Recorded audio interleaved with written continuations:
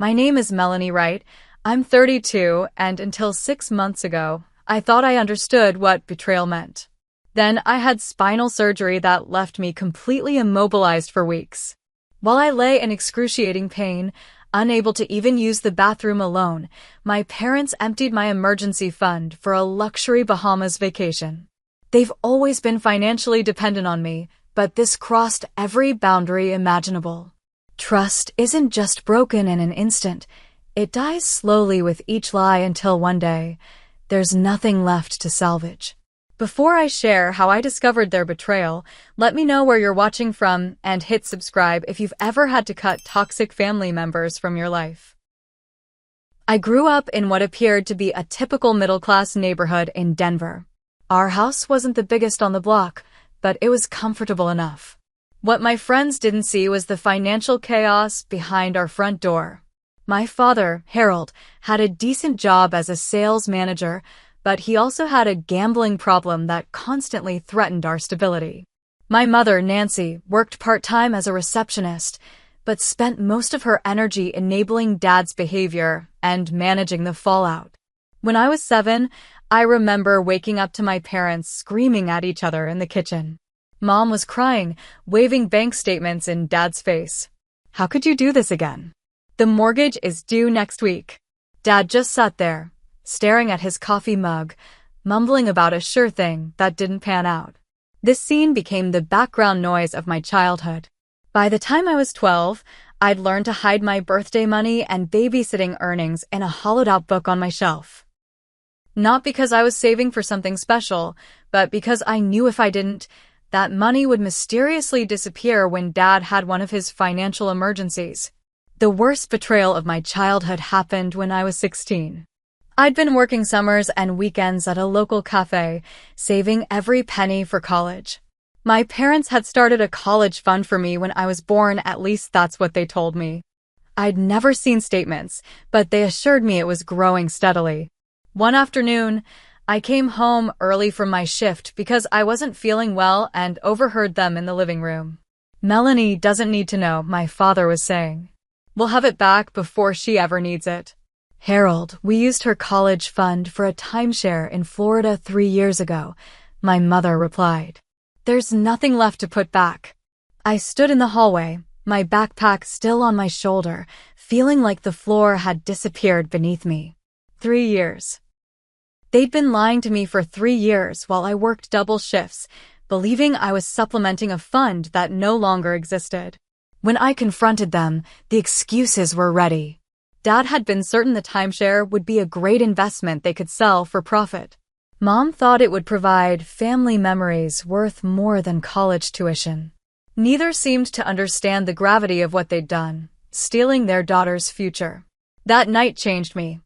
I realized no one was going to secure my future but me. I worked 3 jobs through my senior year of high school, earned a partial scholarship to State University, and took out loans for the rest. During college, the pattern continued. Every few months, there would be an emergency requiring my financial assistance. The roof was leaking. The car broke down. Dad needed dental work not covered by insurance. I was working at the campus library, waiting tables on weekends, and doing freelance graphic design at night, barely sleeping between classes and jobs. Meanwhile, my parents would call with teary voices, promising to pay me back when things turned around. They never did. My junior year, I met Thomas, a business major who became my first serious boyfriend. He came from a family of financial advisors and was shocked by my parents' behavior. "That's financial abuse," he told me one night after I'd sent them my last $200 for the month. "They're taking advantage of you." With Thomas's encouragement, I started establishing boundaries. I opened a new bank account at a different bank. I stopped answering every call immediately. I required receipts before sending money. My parents were furious. How could their own daughter abandon them when they needed help? After graduation, I landed an entry-level position at a marketing firm in Denver. My salary wasn't impressive, but it was stable. Something I'd never experienced growing up. I started building an emergency fund and contributing to my 401k, concepts that were foreign in my childhood home. Meanwhile, the requests from my parents continued, growing more desperate and creative. The pattern reached a breaking point 3 years into my career. I came home from work to find my parents sitting outside my apartment building. They claimed they were being evicted at the end of the week and needed $3,000 to avoid homelessness. Something felt off about the story, so I called their landlord directly, a tactic I'd never tried before. There was no eviction notice. They were behind on rent, but only by 1 month, not the 4 they'd claimed. When I confronted them with this information, Dad became defensive while Mom burst into tears. "We just needed a little help," she sobbed. "Is that so wrong to ask from your daughter who's doing so well?" That moment clarified everything. In their eyes, my success wasn't something to be proud of. It was a resource to be tapped. My financial stability threatened the dynamic they were comfortable with. Them as providers, even if failing ones, me as the dependent child. 2 years later, I accepted a promotion that required relocating to Chicago. The distance changed our relationship. With 600 miles between us, the constant emergencies decreased. We settled into a new pattern of holiday visits and weekly phone calls that mostly avoided financial discussions. I flourished in Chicago. Within 4 years, I was promoted to senior marketing director with a significant salary increase.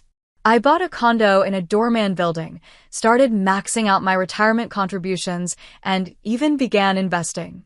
For the first time, I felt financially secure. Then came the company retreat last February. We were doing team-building exercises when I felt a strange pop in my lower back, followed by shooting pain down my right leg. I pushed through the weekend, assuming I'd pulled a muscle, but by Monday, I could barely walk. My doctor ordered an MRI, and the results were concerning enough to refer me to a neurosurgeon. When I called my parents to tell them about my diagnosis, their first question wasn't about my pain level or treatment options. "Is your insurance good?" my mother asked. "Those medical bills can be astronomical." The MRI results were worse than expected. I had 3 severely herniated discs with compression on my spinal cord. The neurosurgeon, Dr. Keller, didn't mince words. "You need a spinal fusion, and you need it soon. This level of compression can cause permanent nerve damage if left untreated." I sat in his office staring at the images on his computer screen, trying to process what I was seeing. My spine, the literal backbone of my body, was falling apart at 32. Dr. Keller explained the procedure in detail, how they would remove the damaged discs, insert titanium hardware, and fuse several vertebrae together. The recovery would be challenging, 6 weeks minimum before returning to work, with the first 2 weeks requiring almost complete bed rest. "You'll need someone to help you," he emphasized, "especially in those first weeks. You won't be able to shower alone, prepare meals, or even get to the bathroom without assistance." That night, I made lists. I contacted HR about short-term disability coverage. I spoke with my landlord about installing temporary grab bars in my bathroom. I calculated expenses and transferred $25,000 from my investments into an emergency fund specifically for my recovery period. I'd always been a planner. Growing up with financial chaos had taught me to prepare for the worst. When I called my parents to update them, they surprised me by immediately offering to come help during my recovery. "We can stay in your guest room," Mom said. "Dad can take time off work. You shouldn't be alone during something like this, honey." Their offer seemed genuinely caring, but a lifetime of experience made me hesitant. I called my best friend Stephanie that evening. "I don't know if it's a good idea," I told her, curled up on my couch with a heating pad against my increasingly painful back. "What if they turn this into another financial drama? I'll be literally helpless." "You don't have many options," Stephanie pointed out. "I'd come in a heartbeat, but I can't take 6 weeks off work. Your parents are retired now, right? Maybe things have changed." She had a point. Dad had retired from sales last year, and Mom hadn't worked in years. They seemed more stable lately, even taking a community college course on budgeting. Maybe they had changed. Maybe I was being unfair, holding their past mistakes against them. Just be careful, Stephanie advised. Set clear boundaries before they arrive. As the surgery date approached, my anxiety grew.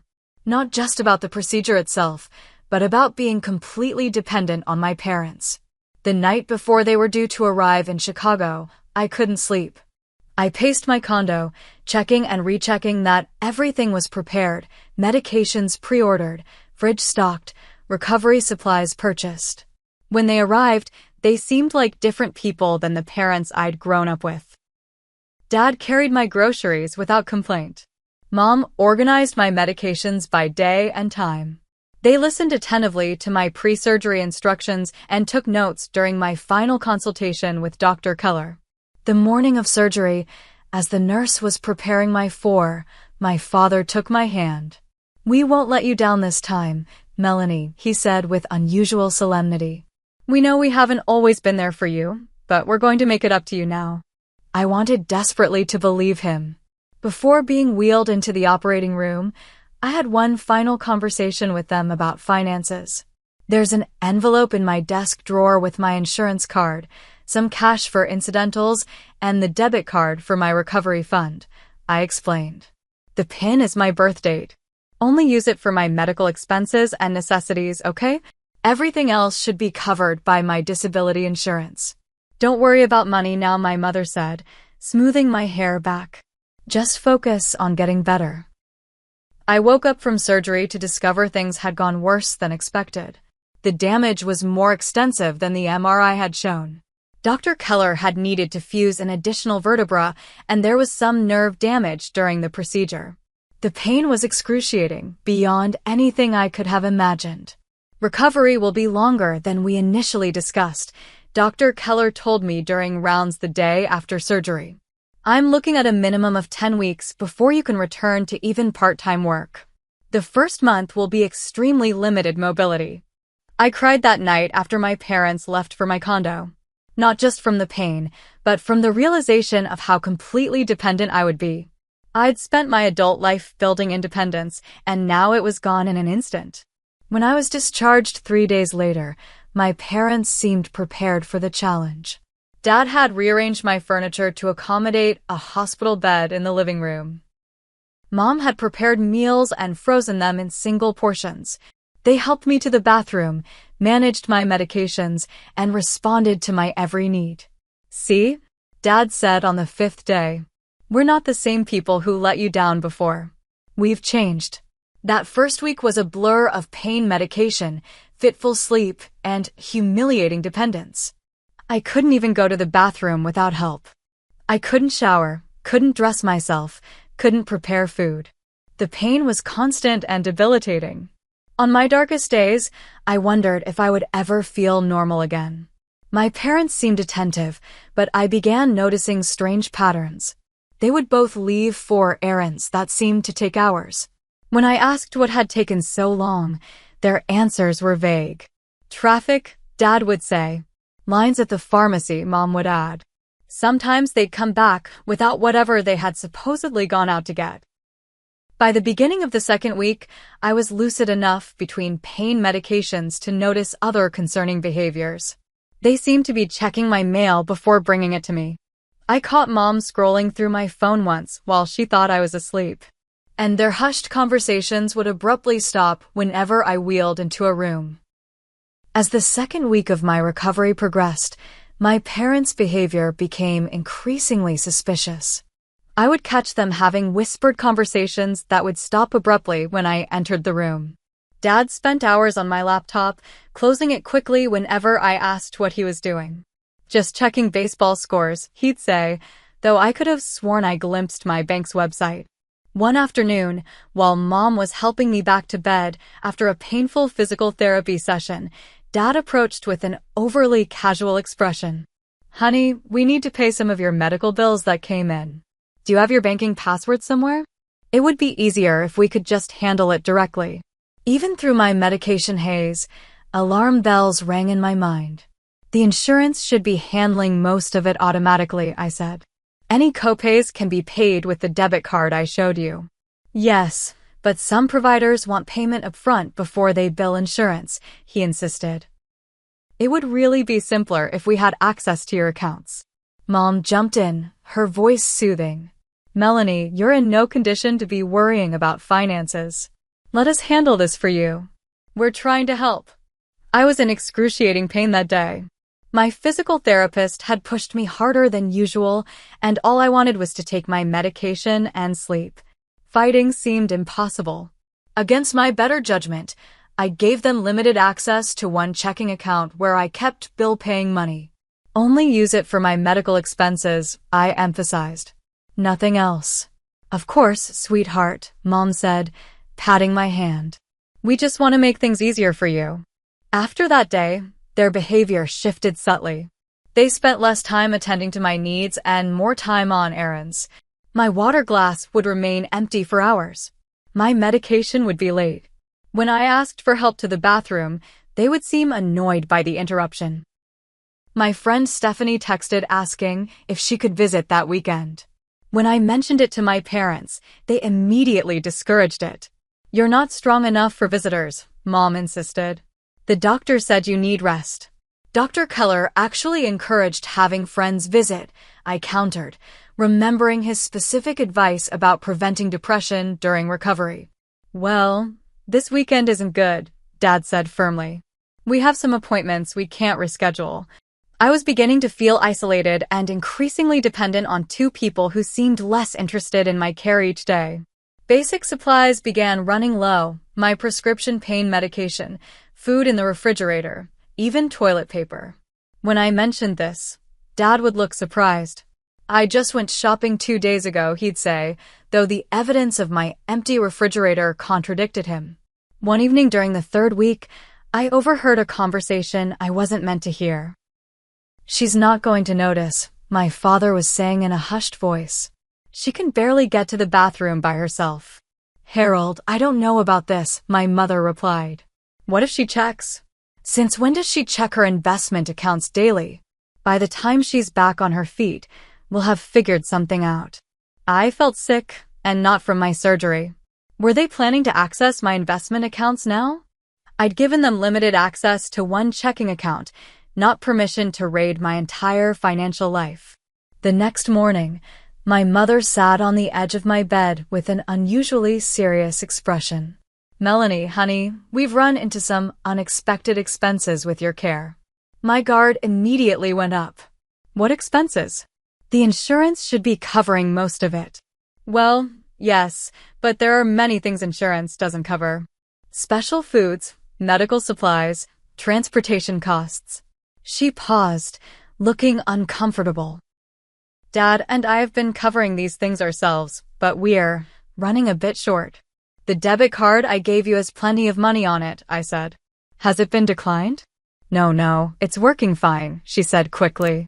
But we were wondering about that emergency fund you mentioned before your surgery. You said you set aside $25,000, right? We might need to access about $10,000 of that for some special medical equipment the doctor recommended. What equipment? I asked. Dr. Keller hasn't mentioned anything to me. It's a specialized recovery chair, Dad interjected, appearing in the doorway. Helps with circulation and prevents bed sores. Insurance considers it a luxury item, but we think you need it. I was groggy from my morning medication and in considerable pain. Fighting seemed impossible, and if there was equipment that could help my recovery, I wanted it. Despite the uneasiness in my stomach, I provided them with the information to access my emergency fund account. Only $10,000, I emphasized. And I want to see the brochure for this chair. Of course, Mom said, squeezing my hand. We'll bring it home when we go to order it. 2 days later, they dropped a bombshell. We need to head back to Denver for a few days, Dad announced over breakfast. Your Uncle Steve is having some health issues, and we need to help out. Uncle Steve? I barely remembered meeting him twice in my life. Since when were my parents close enough to him to drop everything and rush to his aid? But who will help me here? I asked, panic rising. I still couldn't shower alone or prepare meals. "We've arranged for a home health aide," Mom assured me. "She'll come morning and evening to help with the essentials. We shouldn't be gone more than 5 days." Before I could ask more questions, Dad added, "We've put her contact information on the fridge, and we've paid her in advance using your card. Don't worry about a thing." They left that afternoon in a flurry of activity, promising to call when they arrived at Uncle Steve's. But that call never came. When I tried reaching them that evening, both their phones went straight to voicemail. I tried again the next morning with the same result. "We must have forgotten our chargers," Mom texted later that day. "Reception at Steve's is terrible anyway. The nurse should be there soon. Love you." Something felt very wrong, but I was trapped in my body, dependent on the nurse who did indeed show up, but only for 1 hour in the morning and 1 in the evening, barely enough time to help me with the bathroom and a quick sponge bath. The rest of the time, I was alone, struggling to reach water or food, unable to get my medication that sat just a few feet away when the timer went off. On the 3rd day of my parents' absence, I heard a key in the door. For a moment, I felt relief they had returned early. Instead, Stephanie walked in, arms full of grocery bags. "Surprise," she called, then stopped short when she saw me. I can only imagine how I looked, unwashed, in the same clothes for 3 days, surrounded by empty water glasses I couldn't refill. "Melanie, what the hell?" she gasped, dropping the bags and rushing to my side. "Where are your parents?" "The nurse downstairs said they left days ago." Through tears of relief and shame, I explained their sudden departure for Uncle Steve's supposed health crisis. Stephanie's expression darkened as she helped me to the bathroom, then brought fresh water and my overdue medication. "Something's not right," she said, opening my refrigerator to find it nearly empty. "They left you like this?" "With barely any care." As Stephanie unpacked the groceries she'd brought, she pulled out her phone. "I saw something weird this morning. Let me show you." She handed me her phone, open to Instagram. There, posted just 4 hours earlier, was a photo of my parents. They weren't at Uncle Steve's bedside. They were on a pristine beach, toasting with champagne flutes, wearing new swimwear I'd never seen. The location tag read Grand Bahama Luxury Resort and Spa. The caption twisted the knife. "Thanks to our wonderful daughter for making this dream vacation possible. 25 years of marriage deserves a proper celebration. #blessed #luxury travel." I felt physically ill, the betrayal so complete it manifested as nausea. With shaking hands, I asked Stephanie to bring me my laptop. I logged into my bank accounts to find my emergency fund nearly depleted. Over 3 days, there had been withdrawals totaling $18,000, far more than the $10,000 they'd requested for the non-existent specialized recovery chair. "Check their room," I whispered to Stephanie. "See if they left anything behind."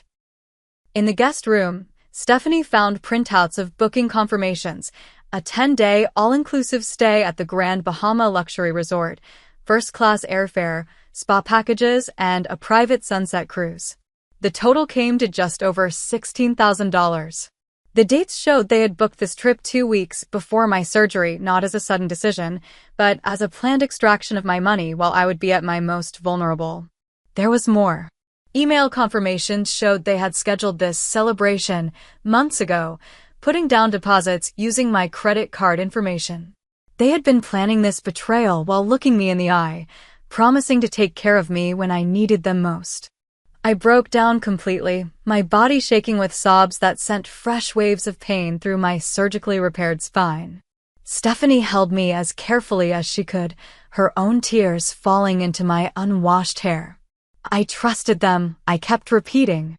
How could they do this? I tried calling them again. Straight to voicemail. I sent text messages that showed as delivered but remained unanswered. Finally, my mother responded with a single text. "Signal spotty at Steve's farm. All okay here. Nurse taking good care of you." The lie was so blatant, so callous that it triggered a physical reaction. My heart raced, my vision blurred, and the pain in my back intensified to unbearable levels. Stephanie, alarmed by my condition, called Dr. Keller, who sent a colleague to check on me immediately. The doctor who arrived, Dr. Patel, was concerned by my vital signs. "Your blood pressure is dangerously high," she said after examining me. "This level of stress could seriously compromise your recovery. The fusion needs time to stabilize, and physical stress can interfere with that process." She adjusted my medication and strongly recommended I find a way to reduce the emotional distress. As if I could simply switch off the knowledge that my parents had abandoned me in a helpless state to sip cocktails on a beach with my money. After Dr. Patel left, Stephanie took charge. She called her boyfriend, James, who arrived with his brother, both loading my parents' belongings into garbage bags. Stephanie contacted a locksmith to change my locks while I called my bank to freeze all remaining accounts. We discovered my parents had tried to access my investment accounts as well, but thankfully had been thwarted by the two-factor authentication. "We need to get a lawyer," Stephanie said, her voice firm. "This is elder abuse, except you're not elderly. But it's the same concept, financial exploitation of a temporarily disabled person." I nodded, too emotionally exhausted to speak. In the space of a few hours, I'd lost my parents for the second time in my life. The first when I discovered they'd stolen my college fund, and now when they'd abandoned me at my most vulnerable to steal again. That night, Stephanie stayed with me, sleeping on the couch beside my hospital bed in the living room. For the first time since surgery, I felt safe enough to truly rest, knowing someone who genuinely cared for me was watching over me. My parents returned exactly 1 week after they'd left, walking into my condo using their key. The locksmith had been delayed due to COVID restrictions. They froze when they saw Stephanie sitting on my couch and me in my wheelchair, staring at them with an expression that must have communicated everything. They looked tanned and relaxed, carrying gift shop bags and wearing new clothes. For a moment, no one spoke. Then my father attempted a casual smile. "We're back. Steve is doing much better now." "Who let you in, Stephanie?" "Drop the act," I said, my voice surprisingly steady. "We know where you really were." Mom's face flickered with uncertainty before she composed herself. "What are you talking about?" "We were at Steve's, like we told you." Stephanie silently handed them her phone, open to their own Instagram post. The color drained from my mother's face while my father's turned an alarming shade of red. "You went through our things," he blustered, attempting to turn the tables. "Invaded our privacy?" "You stole $18,000 from me," I replied, "while I lay here unable to even get to the bathroom by myself. You left me alone with inadequate care so you could drink champagne on a beach." "Now, Melanie," my mother began in her soothing voice, "there's been a misunderstanding. We were going to pay it back." "When?" I demanded. "How? With what money?" "We deserved a break," my father suddenly exploded. "Do you have any idea how stressful it is taking care of someone after surgery? Listening to you moan in pain, having to help you shower? We needed to recharge."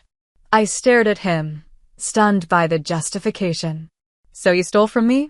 Your daughter who was lying helpless after major surgery." "It's not stealing," my mother interjected. "Families help each other. After all we've done for you." "What exactly have you done for me?"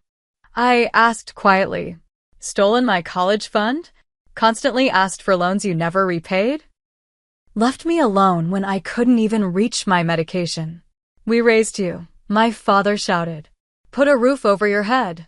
Everything you have now, your education, your job, this fancy condo, it all started with us. So yes, we took a vacation with money that is partially ours by right." The entitlement in his voice was staggering. In their worldview, my success belonged to them. My money was an extension of their parental rights. My vulnerability was an inconvenience that justified abandonment. "The nurse we hired was perfectly adequate," my mother added defensively. "It's not like we left you completely alone. She came for 2 hours a day," Stephanie interjected.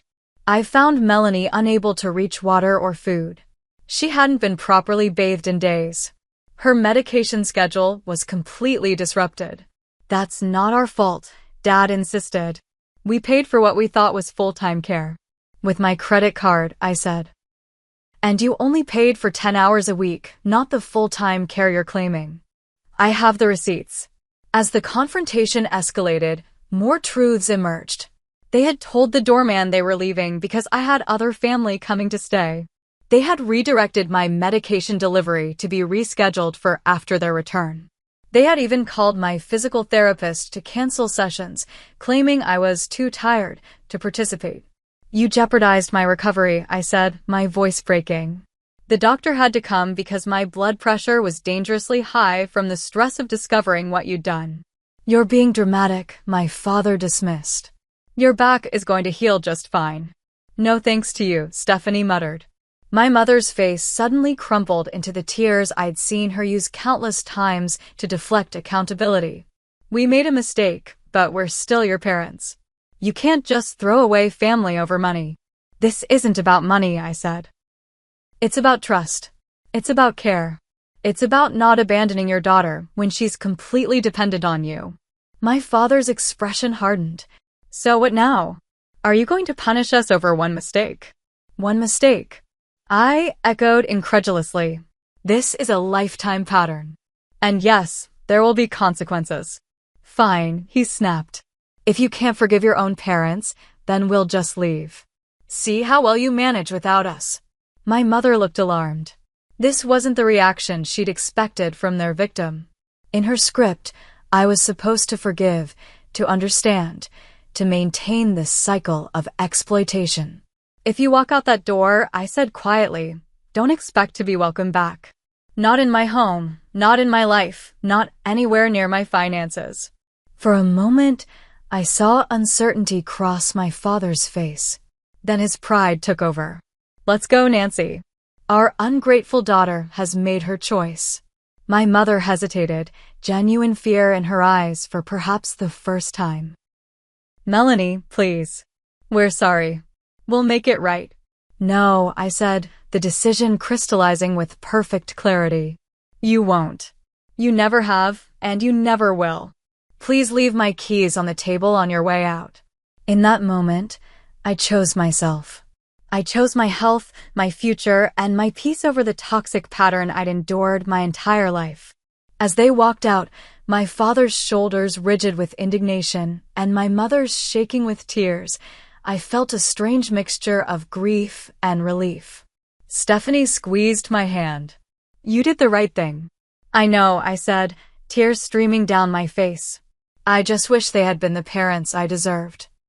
The moment my parents walked out the door, I knew my life had fundamentally changed.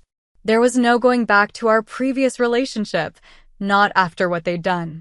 With Stephanie's help, I began systematically cutting all ties that could allow them to harm me again. First came the financial separation. I spent hours on the phone with my bank, closing accounts and opening new ones at a different institution. I changed every password, security question, and contact number. I froze my credit to prevent them from opening accounts in my name, something I discovered they had attempted during their caretaking when collection calls began coming in for credit cards I'd never applied for. They actually tried to open 3 cards in your name, the fraud department representative told me. Fortunately, the verification calls came to your cell phone, which they apparently didn't have access to when they applied. The depth of their betrayal was still unfolding. Each day seemed to bring a new discovery of how thoroughly they had planned to exploit my vulnerability.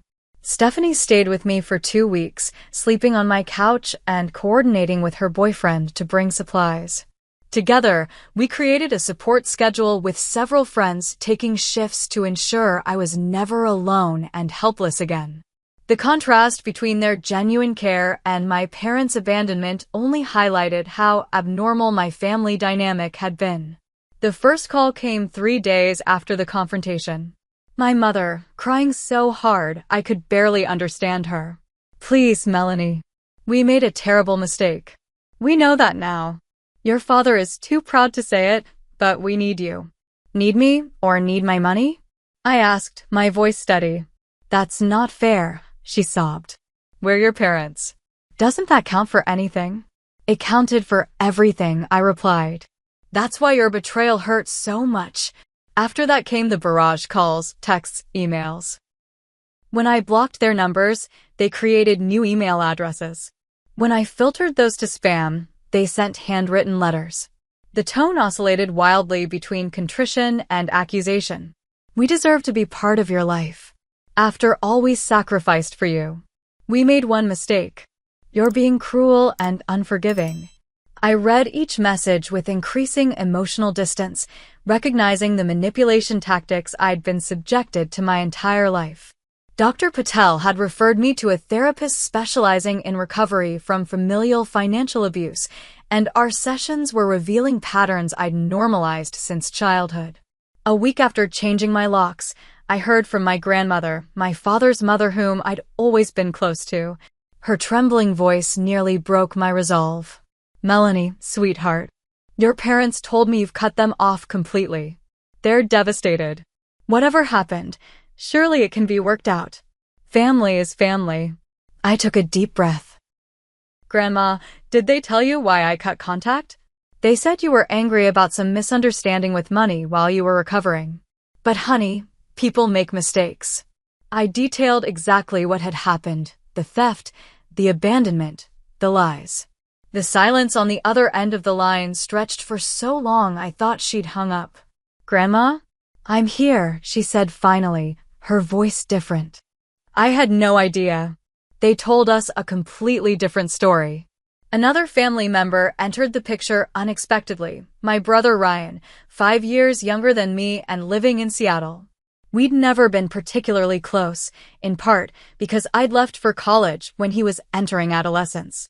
He'd always been more favored by our parents, less expected to contribute financially, more protected from their schemes.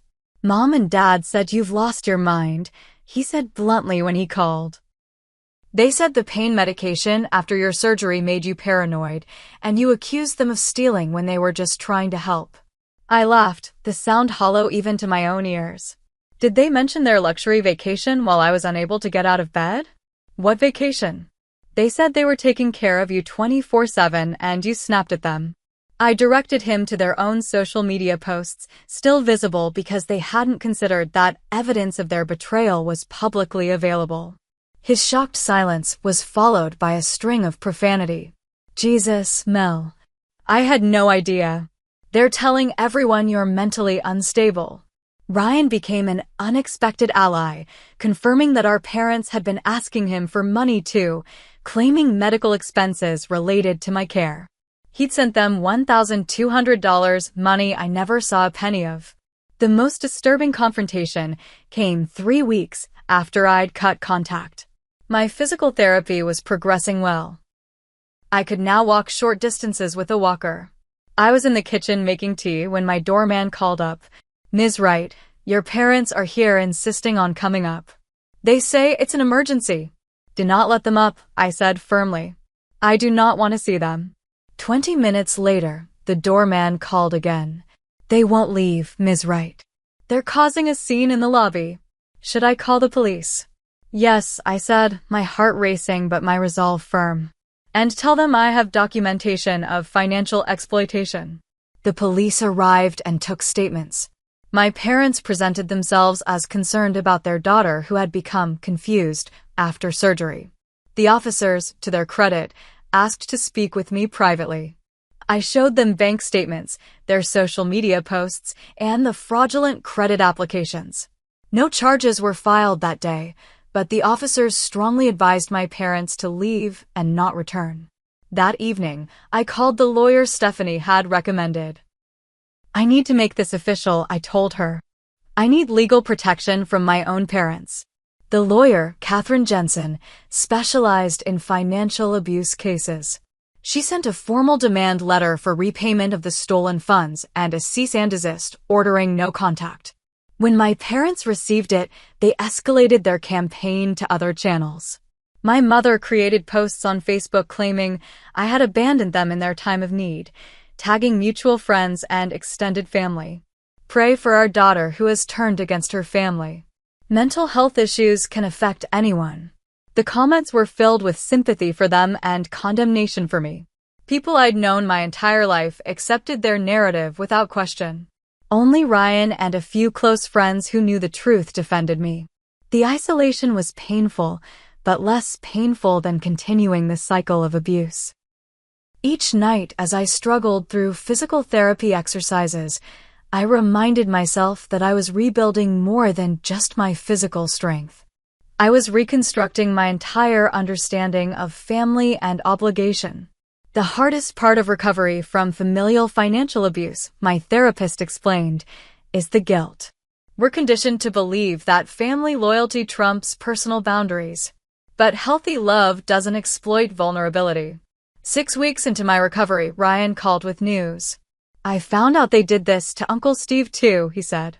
"Remember when he had that heart surgery 5 years ago? They offered to help and ended up draining his retirement account.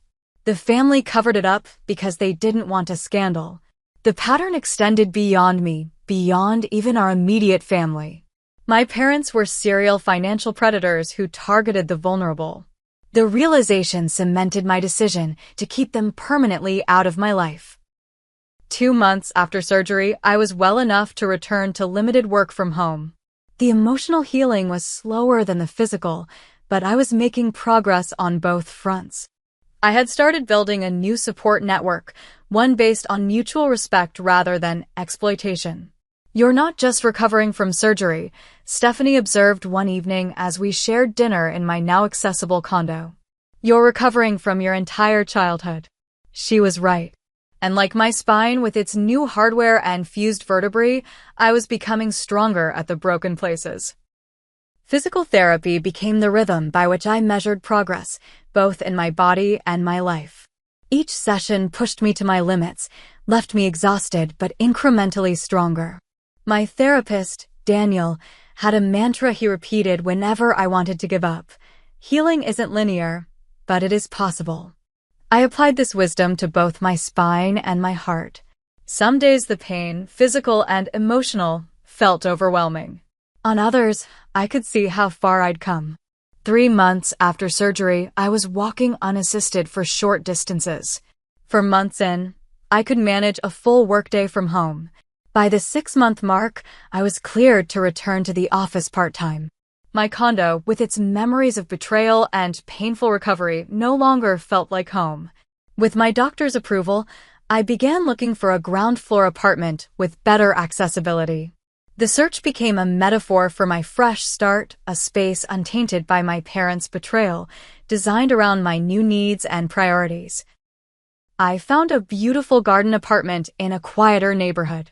The building had no stairs, wide doorways that could accommodate mobility aids if needed, and a small private patio where I could sit outside during my recovery. Moving was physically challenging, but emotionally liberating. Throughout this transition, I discovered who my real support system was. Stephanie remained my rock, helping coordinate the move and checking in daily. My brother Ryan, despite our previously distant relationship, flew in from Seattle to help with the heavy lifting my friends couldn't manage.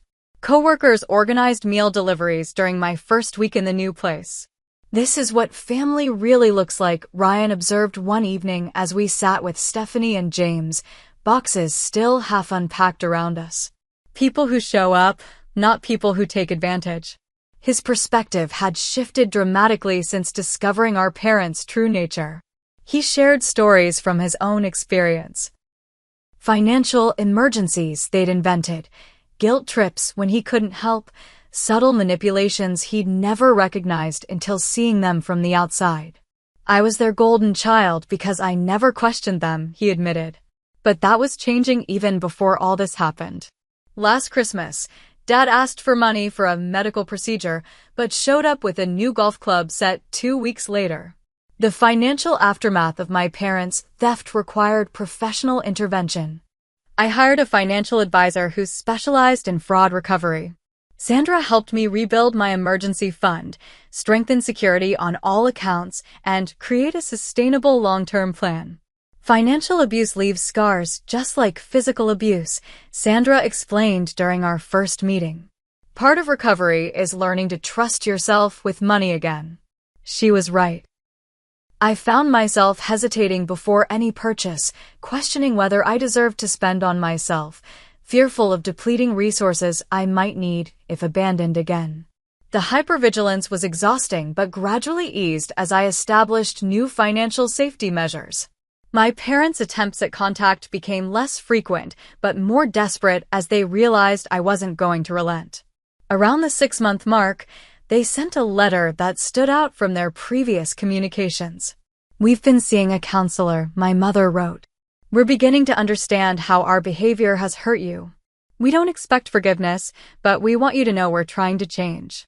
It wasn't exactly an apology. There was no explicit acknowledgement of what they'd done, no offer of restitution, no request for reconciliation. Just a vague gesture towards self-improvement that might or might not be genuine. I showed the letter to my therapist, Dr. Martinez, during our weekly session. "What do you want to do with this?" she asked. "I don't know," I admitted. "Part of me wants to believe they're capable of change. Another part thinks this is just a new tactic to regain access." Both could be true, she pointed out. They might genuinely want to change and still pose a risk to your well-being. The question is, what boundaries do you need regardless of their intentions? I thought carefully about those boundaries. If there was ever to be any relationship with my parents again, I needed clear, non-negotiable conditions, complete transparency about what they had done, full repayment of stolen funds, ongoing therapy, and respect for my autonomy, financial and otherwise. I conveyed these conditions in a brief, formal response through my lawyer. Their reaction would tell me everything I needed to know about their sincerity. The 1-year anniversary of my surgery arrived on a crisp autumn day. I celebrated with a small gathering of my chosen family. Stephanie and James, Ryan who'd flown in for the occasion, colleagues who'd become friends, neighbors who'd checked on me during recovery. We sat on my patio, raising glasses to what several guests called my spine-iversary. To Melanie, Stephanie toasted, who discovered her backbone in more ways than one. Everyone laughed, including me. The joke would have been impossible 6 months earlier, when the wound was still too raw. Now I could see humor in the parallel between my physical and emotional journeys. That evening, after everyone had left, I received an unexpected call from my grandmother. "Your parents attended a family intervention today," she said without preamble. "Your Uncle Steve organized it after learning what they did to you." Several family members confronted them about their pattern of financial exploitation. My heart raced. How did they respond? "Your father walked out initially," she sighed. "But your mother stayed. And remarkably, your father came back an hour later. They've agreed to a family-supervised financial rehabilitation program. No access to anyone else's money, complete transparency, regular counseling." It wasn't forgiveness, and it certainly wasn't reconciliation, but it was the first acknowledgement from the wider family that the problem was real and required intervention. I felt a weight lift that I hadn't realized I was still carrying, the burden of being the only one willing to name the abuse. 2 weeks later, I received a letter from my parents. Unlike previous communications, this one contained a specific accounting of what they had taken, an acknowledgement of the harm caused, and a repayment plan they'd developed with their counselor. There was no request to resume contact, just a statement of accountability. I read the letter several times, noting what was present and what was missing. Present was responsibility. Missing was the manipulation and guilt that had characterized all their previous attempts at communication. It wasn't everything, but it was something real. After consulting with Dr. Martinez, I decided to allow very limited contact, monthly email updates, no financial discussions, no in-person meetings yet. It was a small opening, heavily fortified with boundaries. My return to full-time work marked another milestone in recovery. My colleagues welcomed me back with a celebration that brought me to tears. My boss had held my position, accommodated my needs, and never made me feel that my health crisis had diminished my value to the company. As my professional life stabilized, I began thinking about how my experience might help others. With Dr. Martinez's encouragement, I started a support group for survivors of family financial abuse. Our first meeting had just 3 participants. Within 6 months, we had grown to 15 regular members, each with stories that echoed aspects of my own. I never had a name for what my family did to me, one woman shared during a meeting. I just thought I was being selfish for not wanting to support my adult son who keeps borrowing money for emergencies that never seem to end. Giving others the framework to understand their experiences helped me process my own. Each story validated that I wasn't alone, that my boundaries weren't unreasonable, that healthy families don't exploit vulnerability. Ryan and I developed a closer relationship than we'd ever had growing up. During one of his visits, we had a conversation that crystallized how far we'd both come. "Do you ever worry we'll turn out like them?" he asked as we walked along the lakefront. "That it's somehow in our DNA to be financially toxic?" "Every day," I admitted. "But then I remember we've both made different choices. You returned that loan Dad asked for last year, even though it meant postponing your vacation. I've never asked anyone to jeopardize their financial security for my benefit." "We're breaking the pattern," he said, nodding. "It stops with us."